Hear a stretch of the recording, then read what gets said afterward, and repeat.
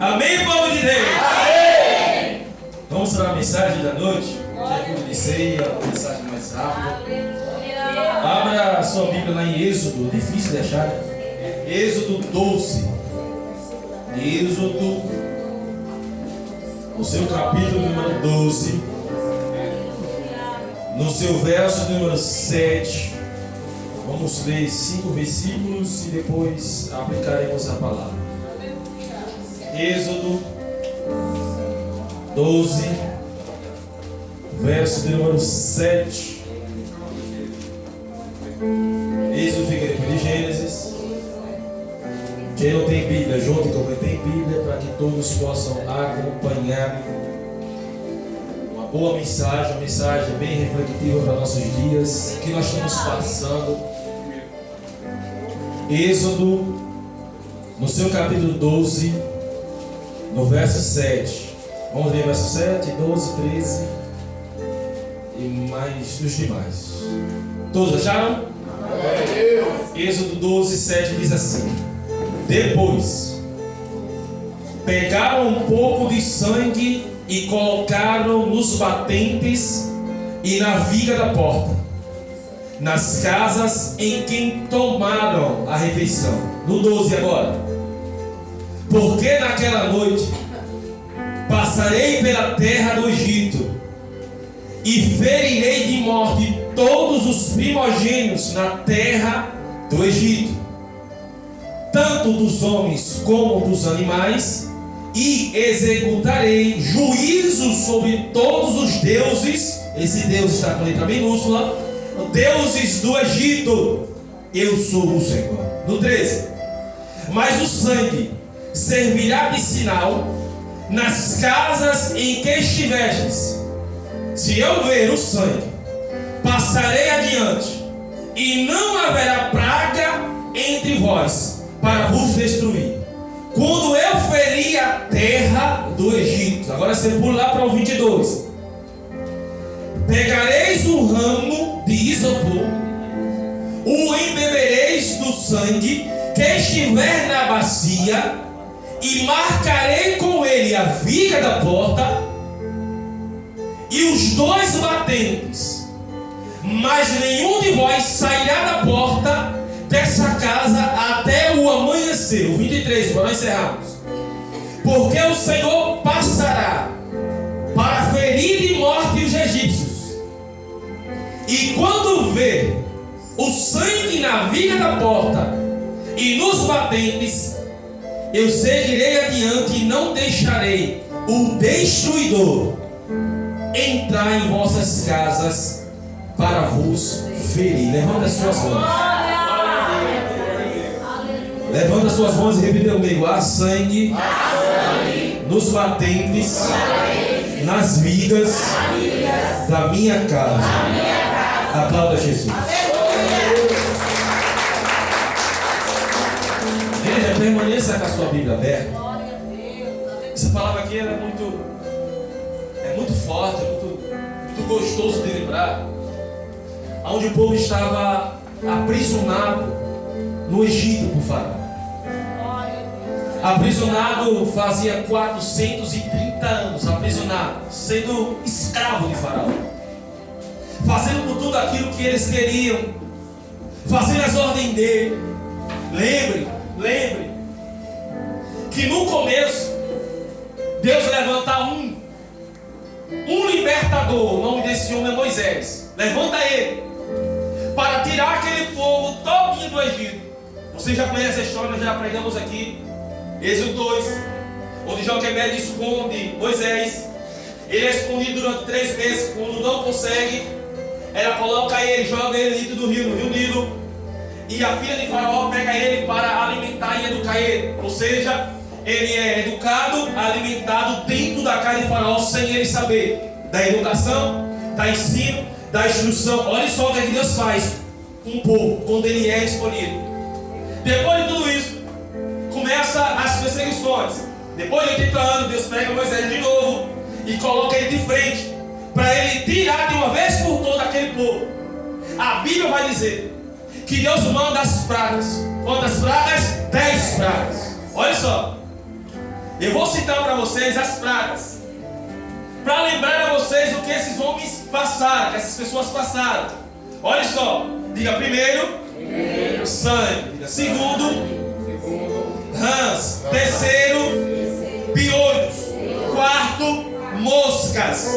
Quinto, peste nos animais. O 6, úlceras. O 7, chuva de pedras. O 8º, gafanhotos. O 9º, trevas. E a 10ª que nós vamos chegar agora é morte dos primogênitos. Olha só o que Deus fez para proteger o seu povo. Pastor Juan teve 9 pragas até chegar essa mensagem. Sim, 9 pragas. Mas a Bíblia diz que essas 9 pragas, antes de chegar a eles, Deus estava estendendo as mãos e não deixava que nada pudesse pegar neles. Olha só o cuidado de Deus. Tanta coisa acontecendo, mas Deus não deixava. Deus guardava o seu povo, que era povo escolhido de Deus, sacerdote real. Era aquilo que estava escrito lá em 1 Pedro falando, preste bem atenção. Só que esse povo aqui está passando uma situação adversa. Aí Deus, espera aí, eu vou mandar a 10ª praga. Eu vou mandar a 10ª praga porque eu mesmo endureci o coração dele. Agora eu vou mandar a 10ª praga. Eu vou mandar o espírito da morte passar sobre a terra. E aquele que não tiver o sangue no batente e nos umbrais das portas e não estiver dentro de casa, ele irá morrer. Olha só. Só quem dá essa instrução a Moisés e Arão. Primeiro versículo, olha lá, Êxodo 12. O Senhor falou a Moisés e Arão na terra do Egito. Que terra é a igreja? Egito. Que terra? Egito. Você está entendendo que quando Deus quer falar, ele fala na terra do Egito, na terra de Canaã, onde ele quiser? Está no Egito, está aprisionado. Mas mesmo assim, Deus começou a falar com Moisés e começou a falar com Arão. No 2, este mês será para vós o princípio dos meses. Será o primeiro mês do ano. Quem está dizendo isso a eles? Quem está dizendo isso a eles? Sabe o que Deus estava dizendo aqui ao povo de Moisés, ao povo de Arão? O Arão, o Moisés, olha aqui para mim. Assim diz o Senhor: você cultivou durante 11 meses, não conseguiu nada. Agora em dezembro eu vou virar o seu cativeiro de uma vez por todas. Não, o povo não entendeu. Somente a obreira Roberta entendeu. Preste bem atenção. Você lutou, você jejuou, você fez campanha, você subiu o monte, você desceu o monte, você fez tanta coisa.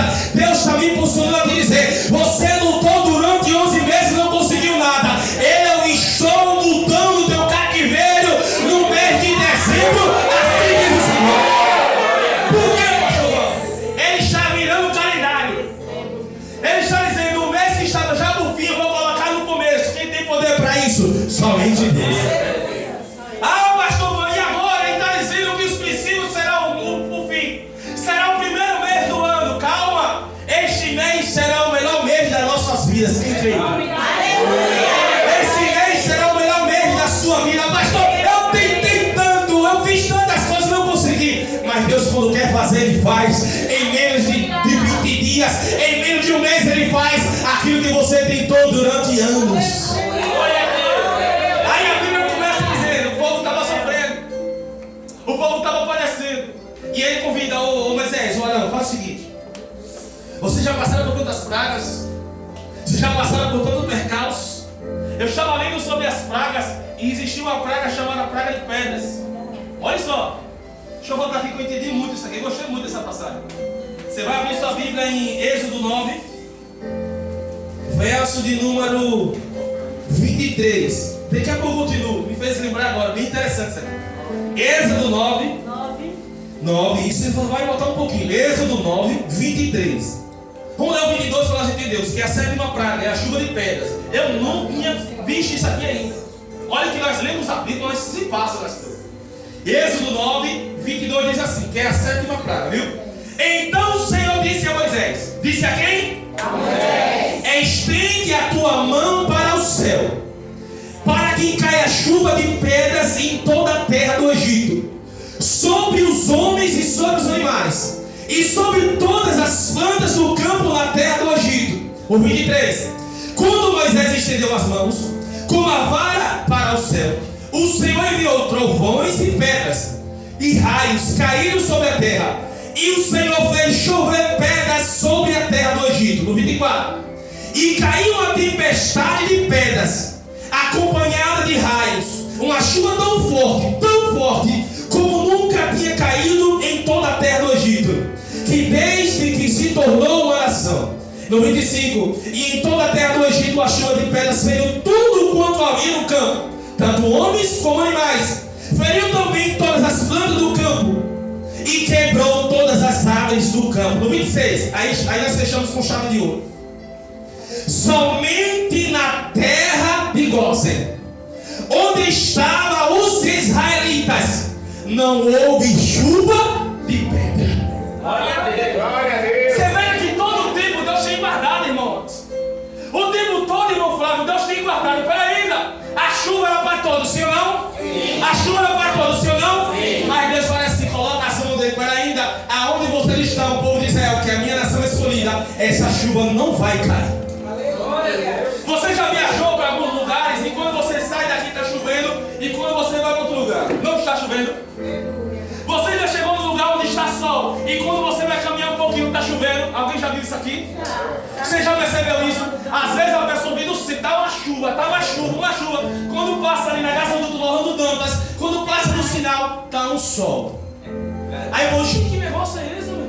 Lá está uma chuva, aqui está sol. É ele dizendo, eu faço chover onde eu quero, eu faço sol onde eu quero, eu faço do jeito que eu quero, eu opero do jeito que eu quero, e operando eu, quem o impedirá? Quem fez o sol foi eu, quem fez a chuva foi eu, e quem é incircuncido o faraó que vai prender o meu povo. Presta atenção, quando eu li isso aqui, eu fiquei mais crente ainda.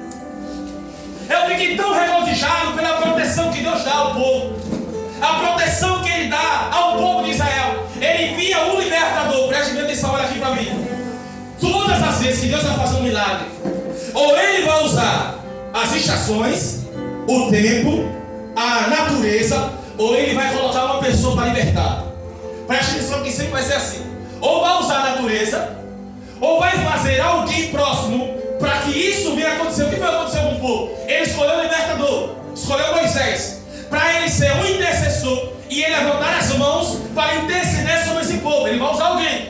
Nessa noite ele está usando o seu pastor para dizer para você que a situação que você está passando, ele pode mudar hoje. Não, você não entendeu. Deus naquela época, 430 anos, o povo sofrendo. Deus escolhe Moisés. Moisés estende as mãos e libera uma palavra para o meu povo. Deus escolheu nessa noite o pastor Banco para estender as mãos e liberar uma palavra para você. Ei, a situação que você está passando, eu posso mudar no enxalar de dedos. Assim diz. Só que aí o povo fala assim, peraí, eu vou fazer o quê?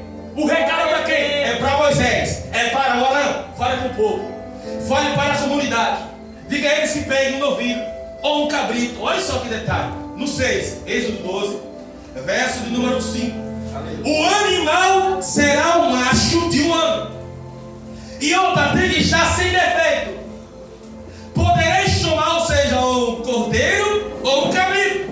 No 6. E o guardareis até o 14º dia desse mês. Então, reunida toda a comunidade, Israel o matará ao entardecer. Olha só, presta atenção, olha aqui, deixa eu explicar isso aqui bem rápido. A Bíblia diz que toda a família tem que pegar um sacrifício, um cordeiro. O nosso cordeiro foi Jesus Cristo para nos libertar de todo o mal, todo o pecado.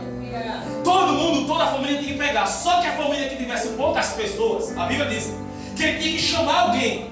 Pastor, como é que eles sabiam? Era por quantidade, por medida. Um cabrito ou um cordeiro, mais ou menos 10 pessoas comiam. Mas se fosse uma família que nem a minha, com 3 pessoas, tinha que chamar mais pessoas para comer também desse animal. Porque não tinha como eu comer sozinho. E outra, tinha que vir ele inteiro. Olha o caminho aí no 7. Matará ao entardecer no 7. Depois que matar, pegarão um pouco do sangue e colocarão nos batentes e na viga da porta, nas casas em que tomarem a refeição.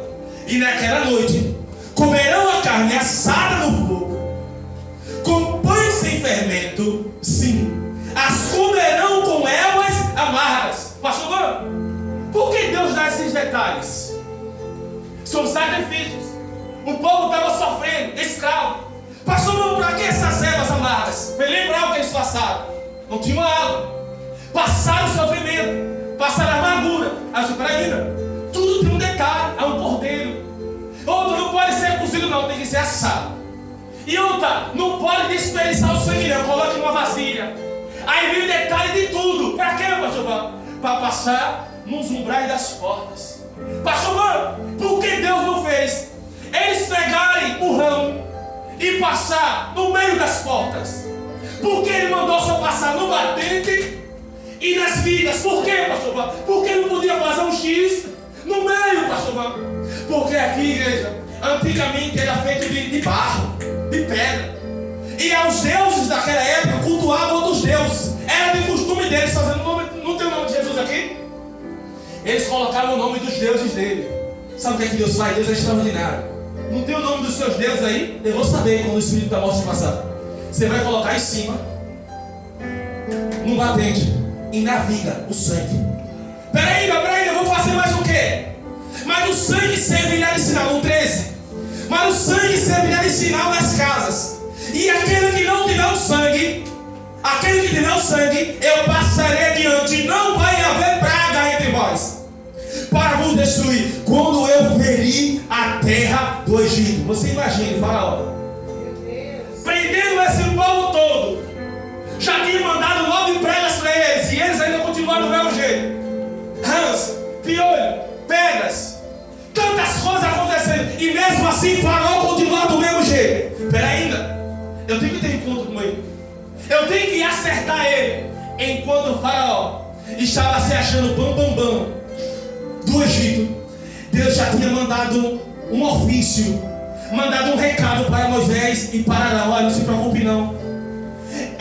Ao entardecer dessa noite, eu vou mandar o Espírito da morte. Ele vai passar a noite por aqui, e vocês ficam dentro de casa comendo um cordeiro assadinho, que eu vou fazer algo extraordinário sobre esse lugar.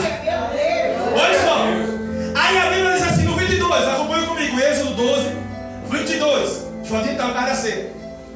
Pegarás o ramo de isopor, o bebereis do sangue que estiver na bacia, olha só, e marcareis com ele a viga da porta e os 2 batentes, mas nenhum de vós sairá da porta da sua casa até o amanhecer.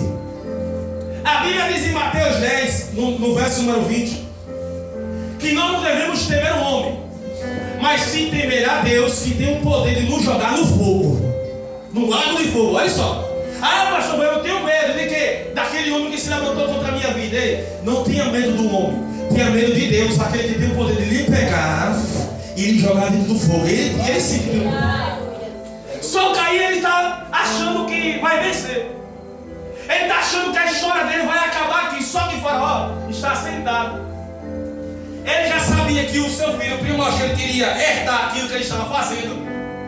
Enquanto o povo estava comendo, enquanto o povo estava com os umbrais das portas todos lacrados, fechadas as portas, comendo lá dentro, mastigando, comendo as ervas amargas, a Bíblia diz que o Espírito da morte passa.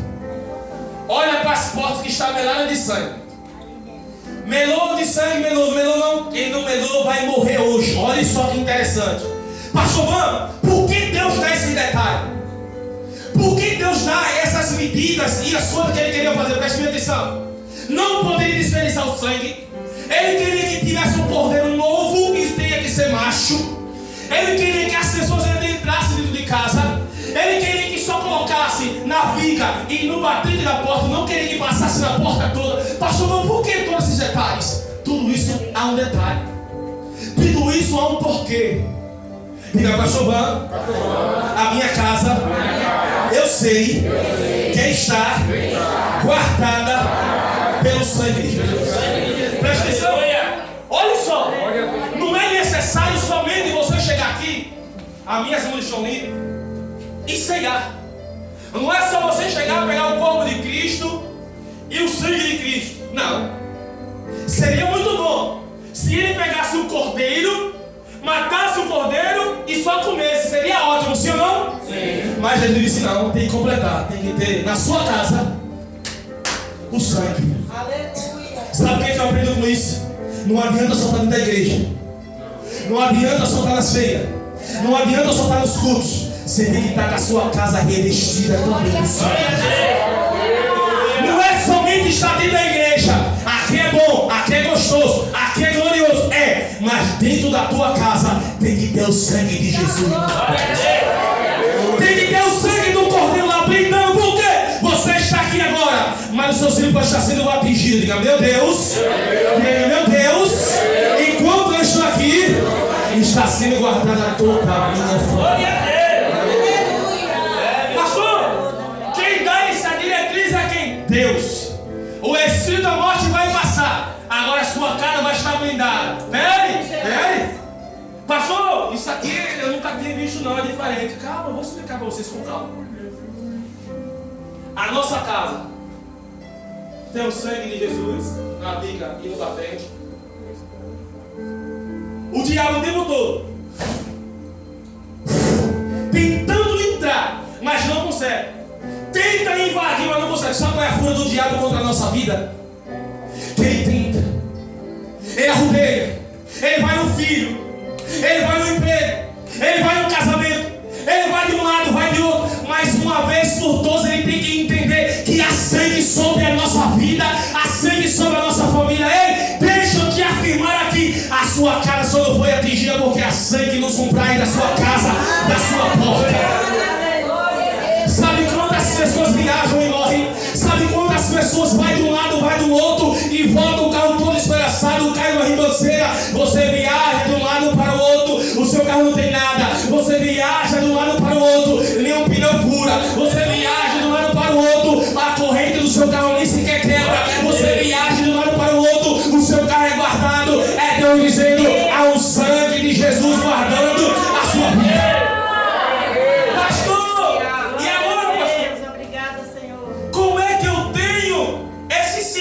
Calma, o sangue ele protege, o sangue liberta, o sangue ele guarda, o sangue ele tem o poder de lhe proteger, só que você não tem dado valor a isso.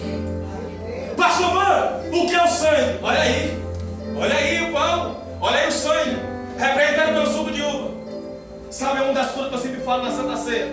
O diabo queria porque queria nos estragar, mas quando ele abre a boquinha dele, quando ele percebe que há sangue sobre o sangue de Jesus está sobre nós, ele não consigo tocar nela.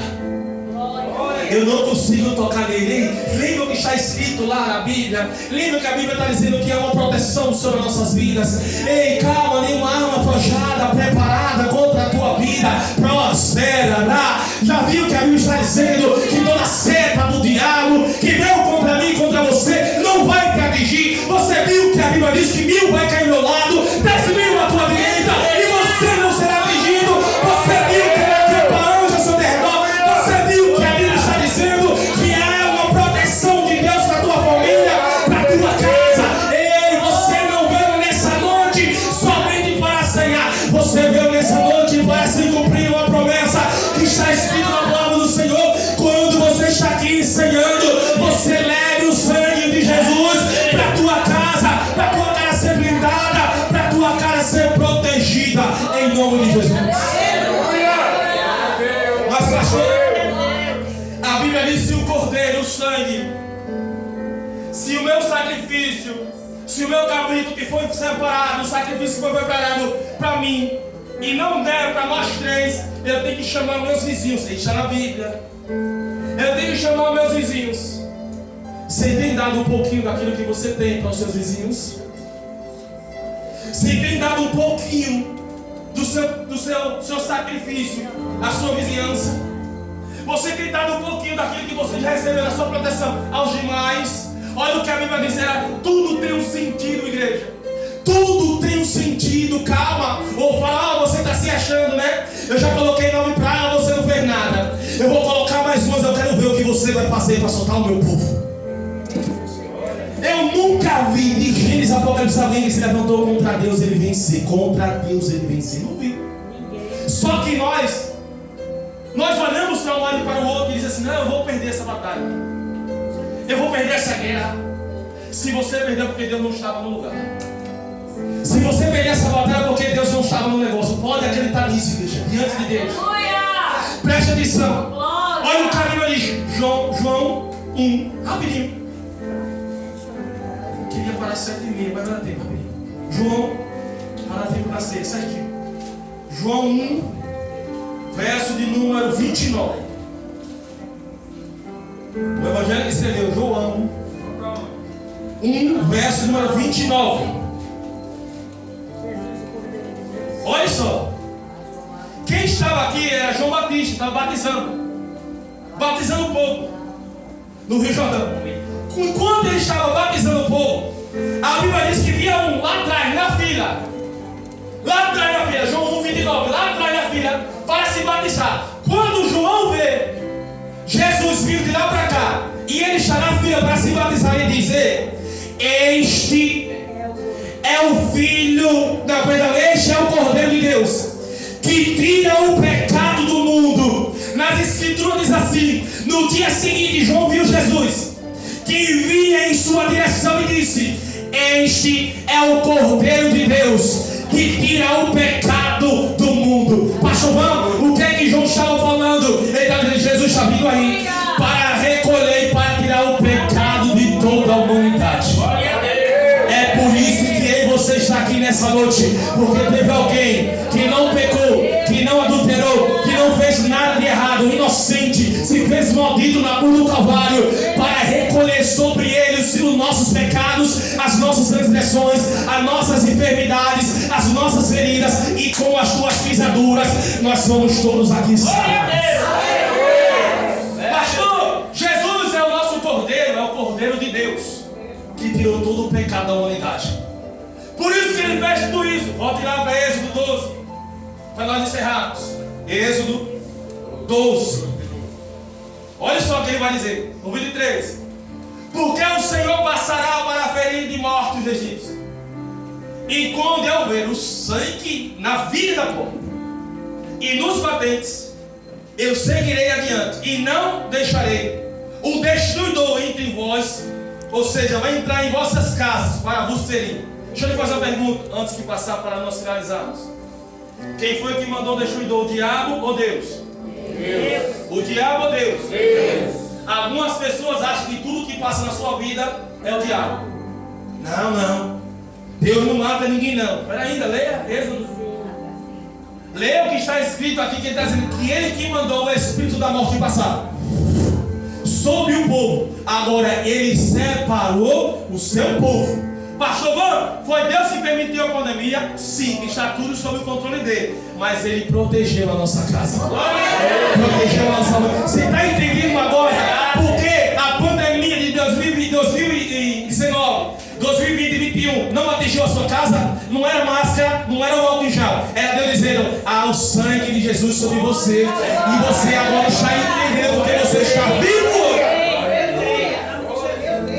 Eu tenho pessoas na família, que passou por essa pandemia, um momento difícil, estava morto no hospital. Só que até hoje não percebeu que havia uma proteção sobre ele. Nos últimos dias, quando ele ligava o aparelho, aí eu disse: eu ainda tenho controle de toda a situação. Alguém já passou pelo vale da sombra da morte? Eu já passei. Aquele que já passou pelo vale da sombra da morte pode ter certeza que entende o que essa mensagem está dizendo. É Deus dizendo: calma, filho, está no meu controle a sua vida, está sob o meu controle a sua situação. Lembra, dona Marisete, quando tu passou marcha, mulher, e não tinha ninguém para te levar, você acha que eu vou morrer, pastor? Eu acho que nessa hora não tem mais como dar jeito. Aí apareceu um doido, pastor Van, botou ela dentro do carro, foi levar ela para o hospital. Aí disse assim: não, tu não vai morrer não, pastor, vou morrer, tu não vai morrer não. Tu vai viver durante mais anos para você saber que Deus tem um propósito aqui. Nós temos que entender que o controle da vida e da morte está sobre o controle de Deus. Pastor Van, quantas pessoas boas morreram? Ei, pessoas boas também morreram, mas chegou o momento dela. Se não tivesse chegado o momento dela, Deus tinha trazido de volta, pode ter certeza. Ô pastor Van, o Senhor disse que o espírito da morte passou sobre a casa, passou sobre os egípcios e não atingiu ninguém. Atingiu quem? Vamos lá, Êxodo 12, 29. Êxodo, para nós encerrar, mas parceiro. Êxodo 12, 29. Diz assim: e aconteceu que à meia-noite é uma vez, o Senhor feriu de morte todos os primogênitos da terra, desde o primogênito do faraó, herdeiro do trono, até o primogênito do prisioneiro que estava no cárcere, ou seja, todos, e todos os primogênitos dos animais. No 30, o faraó se levantou-se de noite. Você imagina a cena, olha aqui para mim. Você imagina a cena. Irmã Messia, você imagina olhando com os olhos espirituais. O faraó já tinha vencido as pragas, não tinha atingido ele. Aí ele achou que não vai acontecer mais nada. Ele deitado, meia-noite, o cara já está roncando, sonhando com os anjos. Sentadinho, deitado, roncando. Quando ele olha para um lado, olha para o outro, o espírito da morte já tinha pegado o seu primogênito. Você imagina o susto dele. Aí a Bíblia diz assim: e Faraó se levantou de noite, ele e todos os seus subordinados, e todos os egípcios, e houve muito choro no Egito, pois não havia na casa em que não houvesse um morto. Um morto.